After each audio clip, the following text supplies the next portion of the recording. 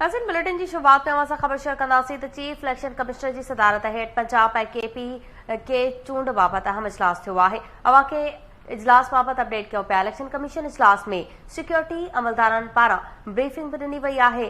Commission Punjab ऐं KP election लाइ 3,53,000 इज़ाफ़ी नफ़री घुरी वरिती आहे। अपडेट्स मालूम कंदासीं। लाइन ते मौजूद आहे केटी न्यूज़ रिपोर्टर इब्राहिम कुंभर। जी इब्राहिम, अपडेट कजो।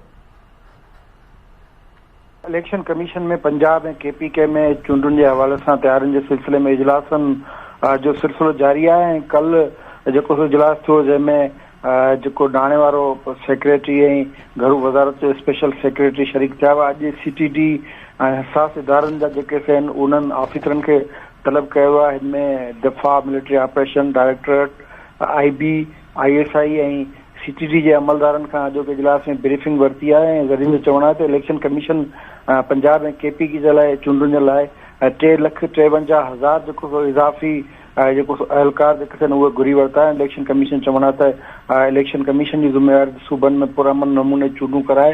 इहा आइनी ज़िम्मेवारी आहे त गैर जानबदार, आज़ाद ऐं शफ़ाफ़ चूंडूं करायूं वञनि ऐं अमन अमान जी उहो सूरत खे नज़र में रखंदे वधीक 3 लख 3.5 लख खां वधीक एहलकार उन्हनि जी ज़रूरत आहे जीअं पोलिंगुनि जो इंतज़ाम वो संभाले, यानी अमन अमान जो इंतज़ाम संभाले सघजनि। हिन वक़्तु हसास इदारनि जी तरफ़ां वो सॼी सूरत ते ब्रीफिंग ॾिनी पई वञे। जी इब्राहिम कुंभर, तफ़सील ॿुधाइण लाइ महिरबानी।